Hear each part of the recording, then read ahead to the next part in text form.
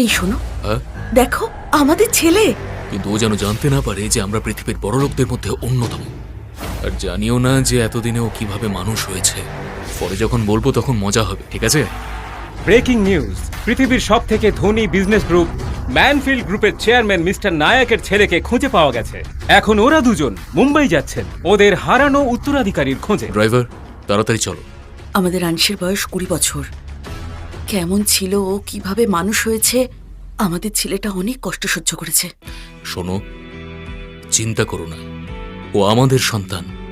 সুদ সমেত ওকে সব খুশি ফেরত দিয়ে দেব। ওর কোনো কিছুর অভাব রাখবো না।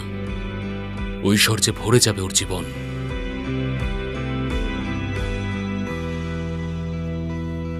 স্যার, সবকটা মাল এসে গেছে। বড়ই অলস রে ভাই তুই।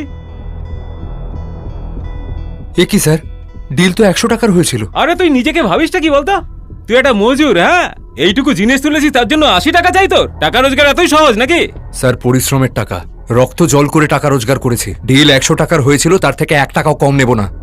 শোন, আমি যখন বলছি 50 তখন 50 টাকাই পাবি। যদি পছন্দ না হয় ফিরিয়ে নিয়ে যেত জিনিস। তুই এক কাজ কর, এটাও নিজের কাছেই রাখ। এই এই, সত্যি জিনিস ফিরিয়ে নিয়ে যাচ্ছিস নাকি? আরে এতে খারাপ লাগার কি হলো? এনে। আর আজকের পরে যেন তোর মুখ না দেখে তোর মতো মজুরের যোগ্যতা ওই 80 টাকারই হয়। চল বেরো।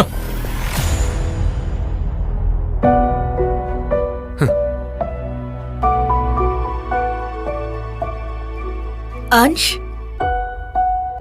আমরা তোর মা বাবা, তুই আমাদের ছেলে। এটা কি মজা করছেন আপনারা? আপনি বলতে চাইছেন যে আপনি আমার মা আর ইনি বাবা? হ্যাঁ, এই দেখ, এই যে লকেটটা তুই পরে আছিস সেটা আমি তোকে ছোটবেলায় পরিয়েছিলাম।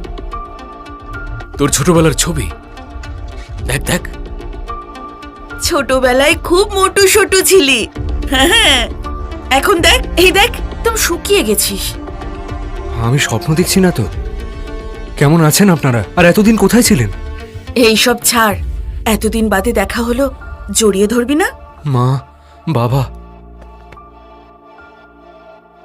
আপাতত তোর সামনে দাঁড়িয়ে আছি, কিন্তু ওখানে ওই যে কনস্ট্রাকশন সাইটটা আছে, হ্যাঁ, ওখানেই কাজ করি আমরা। আমি তো ভুলে গেছিলাম, আজ আমার নয়নার পরিবারের সাথে দেখা করার কথা। নয়না? নয়না কে? নয়না আমার গার্লফ্রেন্ড। পরের মাসেই আমরা বিয়ে করতে চলেছি। বাহ, তোমরাও আমার সঙ্গে চলো না? হ্যাঁ চল।